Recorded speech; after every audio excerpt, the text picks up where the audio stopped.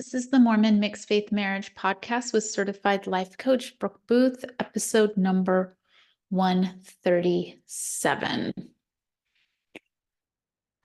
Okay, I'm going to talk about this concept of it's a dynamic I see between couples where one partner thinks they're investing more than the other. One partner thinks they're making more effort in the relationship. One partner thinks they're doing more work in the relationship. And this is often emotional labor that we're talking about, the like initiating communication, bringing up hard conversations, talking about the things that need to be worked on, even just developing skills, understanding concepts, educating themselves on relationship dynamics, on mixed faith marriages, on communication, on just relationship stuff in general. It's not uncommon that I see where one spouse or partner thinks they're pulling more than their fair share load, their fair share of the load. They think their efforts are beyond the efforts that their spouse is making. And this can cause some issues. It may sound like, I'm in this program or I'm meeting with this coach or this therapist, I'm showing up and doing the work, and you're not. It may sound like, I'm doing all of this, and what are you doing? I'm engaging in more communication here. I'm trying to get help. I'm trying to learn about how to make this marriage better, but I don't see you doing things. Let's look at what that creates. The basic story here is I'm trying harder than you. You're not trying hard. You're not trying hard enough. You don't care as much as I do. You don't sacrifice as much as I do. You're not as invested as I am. Those can create a lot of different feelings in different people. So let me just give you a few ideas. Maybe it's unappreciated.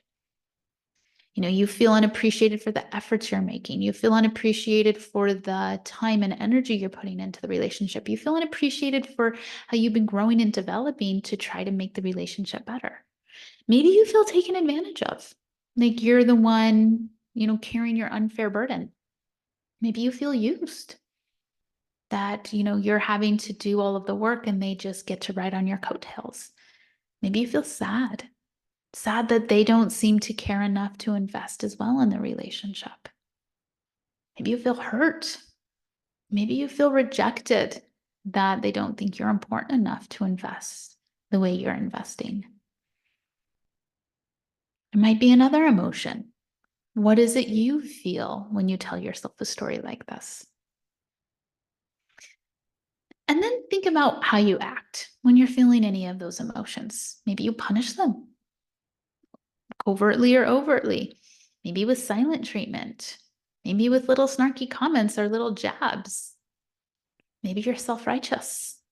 Maybe you reject them in turn because you feel like they're rejecting you. Or maybe you use them in turn because you feel like they're using you.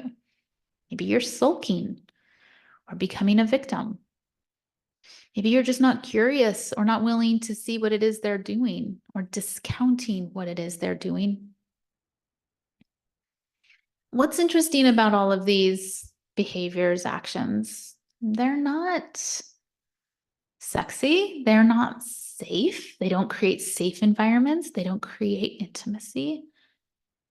The result really is you're going to create a place where it's really, really challenging to work together. It's really challenging to create a teamwork and to build hope and optimism and love and support. In fact, you're probably going to create something kind of the opposite, even though your intentions are to build and strengthen this marriage. So what do you do? What do you do if you really genuinely think they're just not pulling their weight? What do you do if you really, really think that you're doing more than they're doing and that you care more than they care? I'm going to give you some ideas, and we're going to talk through some things here just to sort of get the juices flowing. Sometimes I like to address this at the thought level. Sometimes I address this at the feeling level. Sometimes I address this at the action level, just to get some ideas out there. A thought you might consider yourself is I don't really actually know everything they're doing. A lot of this kind of work is internal. I don't really know exactly what's going on internally. Maybe a thought is I trust them to do what works for them, whether I can see it or not. And if these aren't believable, pass, move on to something else. Only use these if they actually work for you, if they give you some sense of relief, they give you something, a better feeling than the hurt or the rejection or the resentment. Um, Something I like to suggest to clients sometimes is I'm giving this gift of my investment 100% freely. I'm happy to give this as a gift to the relationship or a gift to my partner. This is a gift I give with no strings attached. This is a gift I give, and I don't need you to, match my investment or meet my investment. If that's believable for you and true for you, it can be a really powerful way of pivoting into a more a better mindset where you can build more bridges and create more opportunity for connection. Another thing to consider is um, maybe you really do need them to be investing. Maybe you need to open up a conversation. Like, I'd really appreciate knowing what you're doing. I'm seeking some reassurance here. It's totally fine to seek reassurance. If you need reassurance to help manage yourself, and to help you show up in a positive, helpful way in your relationship. I'm seeking reassurance. This is what I'm doing. I'm really curious what you're doing. And can you ask that? Can you have this conversation not from a place of needy and fear, but from a place of taking care of your needs and communicating openly about what it is that you are looking for? Something else to consider is maybe they're the kind of work they're doing on this relationship is different than the kind of work I'm doing. I like coaching. I like therapy. I like courses. Maybe they do their work differently. Maybe they like books from the library. Maybe they like to talk to their bishop. Maybe they like to talk to their parents. Like, does the work and the investment they put in need to look exactly like yours?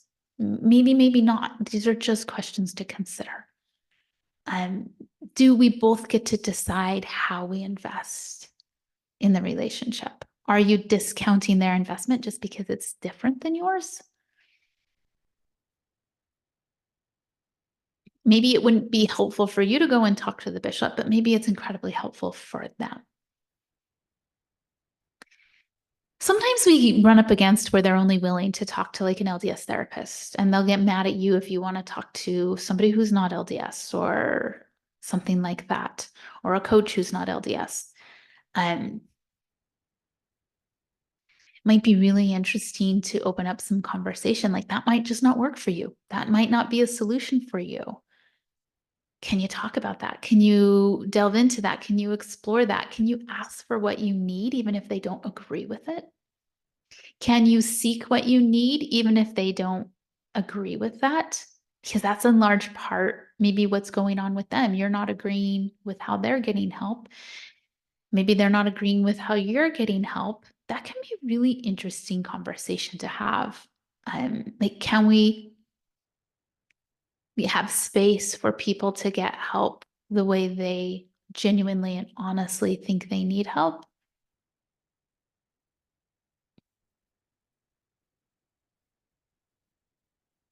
Whatever needs should be or want to be addressed or discussed. This is probably the bottom line here. If there's something that needs to be addressed or discussed, you want to talk about the type of help you're seeking, the type of help they're seeking, and watch if that conversation, those questions, those inquiries, those requests are coming from fear, from control, or are they coming from frustration or punishing or retaliation? Or are they coming from curious openness, optimism, generosity? Like, what are they coming from? When we can really watch our mindset and like our emotional stance, if you will, When we come into whatever conversation it is, from fear and frustration and retaliation and resentment, I didn't care like how perfect your words are, your questions are, it's going to be a more frustrating conversation. People are going to pick up on that.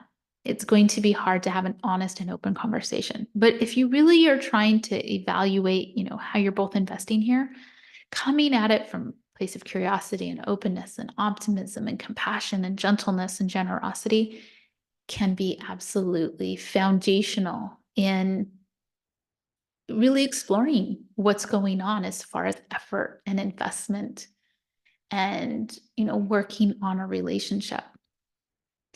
And that is probably the most important thing I would say is focus on that and then explore, can you think about this differently? Can you feel about this differently? Is there some actions or conversations you want to be taking? Can you really be intentional in how you approach those conversations? Not so from fear and need and frustration, but more from openness and frankness and curiosity. There's really not a perfect way of doing this or a right way of doing this. I like to look at, is what you're doing helping you create the results you want? And if not, let's pivot. And how can you pivot in a way to help you have the conversations that need to be had or the requests that need to be had? Or are you giving the gift freely? Like, how can you create that so you can do it without the resentment or without the rejection or the hurt? Can you give that more cleanly, more effortlessly, without so much baggage? That type of work can be so helpful. And having those clarifying conversations and learning how to give those gifts without any strings. Or if you can't, it's fine. And being able to create like a system where you're understanding what both people are giving and being like satisfied with that. A lot of times it comes down to either cleaning up your own internal conversation or being able to open up a conversation with your spouse and being able to have clarity and real communication and not just assumption on what's going on there. Okay, if you want help with this, as always, go to brookeboothcoaching.com and see what I've got. I've got free mini courses. You can always get on a consult. I do have very limited one-on-one slots, but I might have one free. It's always worth getting on a call and seeing what's going on there. And of course, I have a course. That's a great way to do a self-study, self-guided course with you and or with your spouse. You can do it single, individually, or you can do it as a couple. Both are great options. Okay, wishing you the best in your mixed faith marriage.